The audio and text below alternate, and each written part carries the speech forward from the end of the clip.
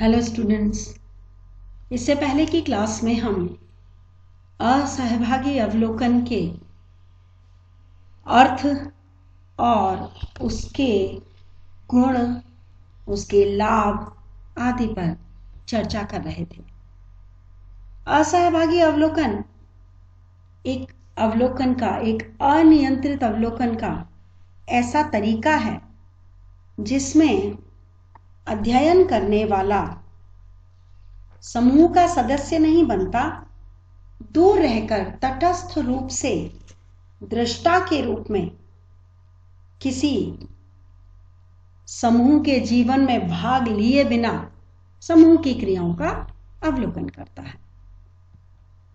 असहभागी अवलोकन के गुणों के रूप में हमने देखा था कि उसमें तटस्थता बनी रहती है, अधिक विश्वसनीय होता है क्योंकि ग्रुप को बताया नहीं जाता कि बता दिया जाता है कि वह उसका अवलोकन कर रहे हैं, तो अधिक सहयोग की संभावना होती है।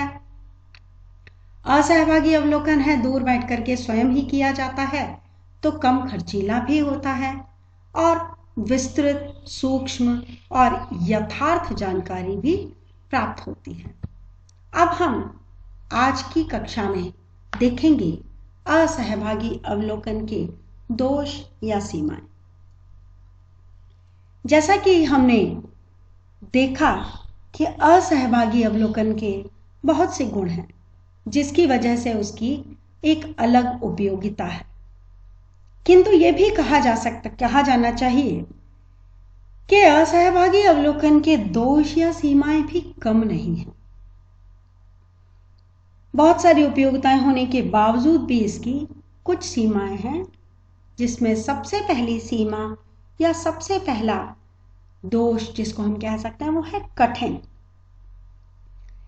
गुडे एवं हट ने स्वयं कहा है कि विशुद्ध असहभागी अवलोकन लगभग असंभव है, बहुत ही कठिन है, क्योंकि अध्ययनकर्ता को किसी न किसी मामले में कुछ न कुछ सीमा तक तो सहभागी होना ही पड़ता है, अन्यथा दूर से वह सही जानकारी नहीं पा सकेगा। यदि उसे सही अवलोकन करना है, यदि सही अध्ययन करना है, विश्वसनीयता, प्रामाणिकता अगर उसे रखनी है, तो उसे कहीं ना कहीं सहभागी होना ही पड़ेगा।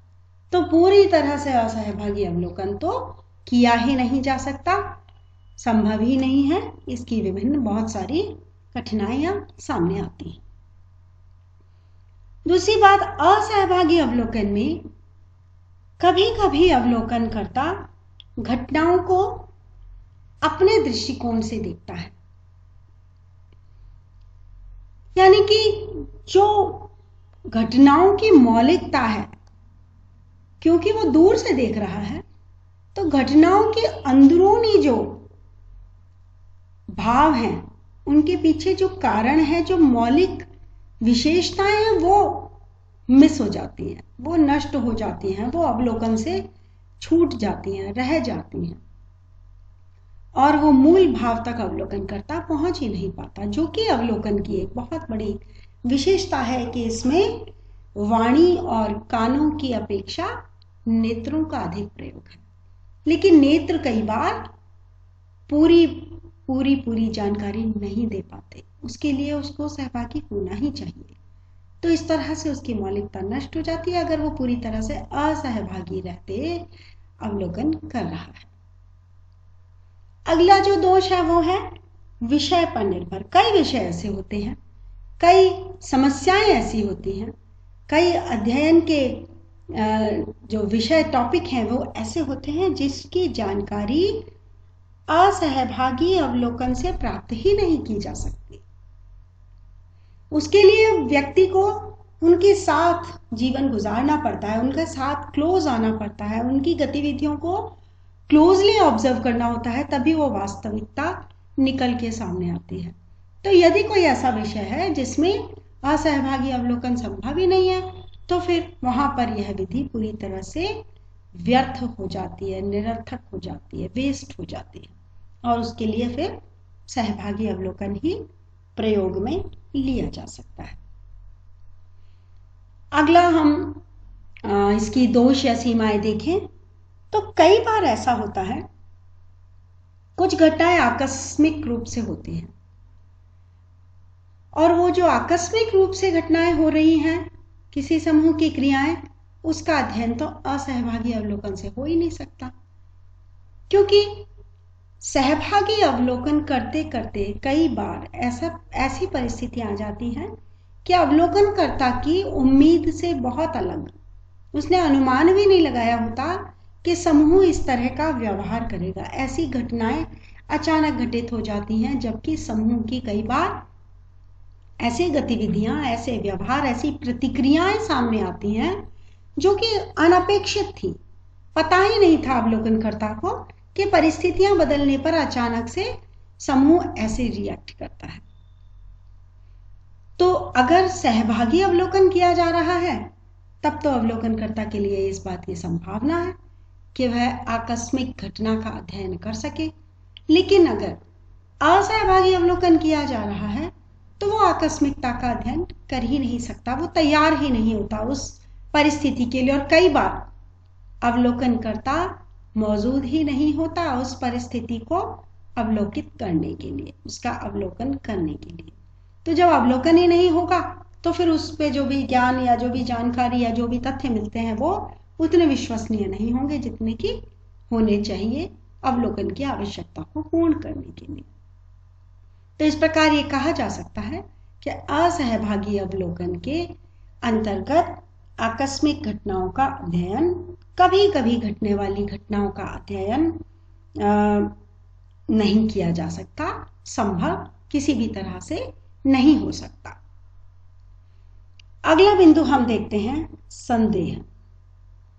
जैसा कि मैंने आपको असहभागी अवलोकन के गुणों के बारे में बात करते हुए बताया था कि अवलोकन कर्ता अपने अवलोकित समूह को ये बता देता है कि मैं आपके समूह को देख रहा हूं, अवलोकन कर रहा हूं, घटनाओं को देख रहा हूं, आपके व्यवहारों को ऑब्जर्व कर रहा हूं, ऑब्जर्वेशन चल रहा है। उसका उद्देश्य मेरा रिसर्च है। वो कितना भी अपने समूह को इस बात को समझा दे कि मेरा और कोई इंटेंशन नहीं है आप लोगों के साथ रहने का या आप लोगों को ऑब्जर्व करने का, ये मैं आपकी कोई भी जानकारी को आगे किसी भी तरीके से लीक नहीं करने वाला हूं या किसी अन्य से शेयर नहीं करने वाला हूं, वो कितना भी इस बात को समझा दे, किंतु उस समूह में हमेशा अवलोकनकर्ता के लिए एक संदेह का भाव बना ही रहता है। हमेशा वो अपने वास्तविक व्यवहार को करते समय इस बात को ध्यान रखते हैं कि एक बाहरी व्यक्ति उन्हें देख रहा है। कई बार वो इसको लेकर के प्लानिंग भी कर सकते हैं कि हमें अभी तो यही करना है, यही कहना है, ऐसी ही प्रतिक्रिया देनी है, बाद में जब यह अवलोकन करता नहीं होगा तब हम अपने हिसाब से बाकी सारे व्यवहार करेंगे या बाकी सारी क्रियाएं करेंगे। तो संदेह का भाव जब होता है तो कृत्रिम व्यवहार आ जाता है, बनावटी व्यवहार आ जाता है। और जब बनावटी व्यवहार आ जाता है तब अवलोकनकर्ता का अवलोकन किया जाना पूर्णतः संदिग्ध हो जाता है, पूरी तरह से उचित नहीं रहता, अनुपयुक्त हो जाता है, क्योंकि कृत्रिम व्यवहार का अध्ययन तो किया ही नहीं जाना, अध्ययन तो वास्तविक व्यवहार का किया जाना था। अवलोकन का उद्देश्य तो उस समूह की सच्ची, वास्तविक, विश्वसनीय, यथार्थ जानकारी प्राप्त करना था, वैज्ञानिक की भांति।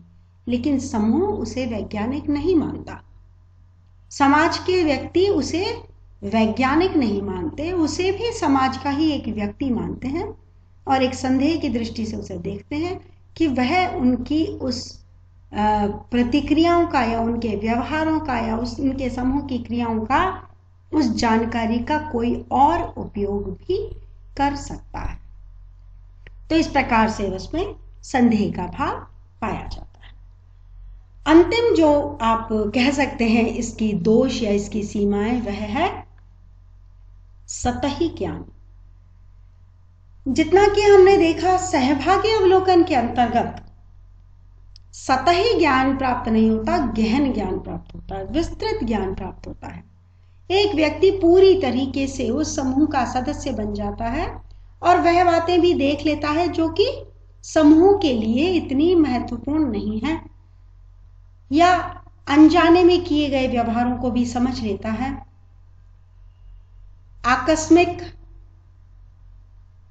किसी भी परिस्थिति के आ जाने पर किए जाने वाले व्यवहार को भी देख लेता है और उसके गहन अध्ययन को कर पाता है। लेकिन असहभागी अवलोकन के अंतर्गत गहन अध्ययन किया जाना संभव ही नहीं है। केवल सतही ज्ञान प्राप्त हो पाता है, विस्तृत ज्ञान प्राप्त नहीं हो पाता। तो क्योंकि वह दूर बैठकर घटनाओं की विस्तृत और सूक्ष्म और यथार्थ जानकारी प्राप्त करना चाहता है, जो कि विस्तृत हो सकती है, गहरी नहीं हो सकती, गहन नहीं हो सकती। और वस्तु स्थिति को सही तरीके से जांचना और उससे निष्कर्ष निकालना असहभागी अवलोकन में तुलनात्मक रूप से कमजोर रह जाता है। तो ये कुछ असहभागी अवलोकन की दोष या सीमाएं थी।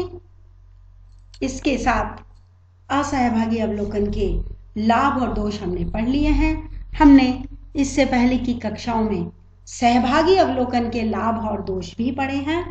अब हम अगली क्लास में सहभागी और असहभागी अवलोकन में अंतर देखेंगे, क्योंकि आप ये दोनों ही अवलोकन के प्रकार बहुत अच्छी तरह से समझ चुके हैं, इसलिए आपके लिए इनका अंतर समझना कठिन नहीं होगा। अगली कक्षा में हम इसके बारे में चर्चा करेंगे। तब तक आप जो भी मैंने पढ़ाया है इसे पढ़ें, समझें। अगर कहीं पर भी किसी तरह की कोई शंका है, कोई जिज्ञासा है, कोई समस्या है, तो आप मुझसे संपर्क करें और अपने इन बिंदुओं को बार बार पढ़ें। पढ़ने के बाद समझने के साथ ही इसको याद करें, तैयारी करें परीक्षा के लिए। इन प्रश्नों का बहुत ही महत्व है। धन्यवाद।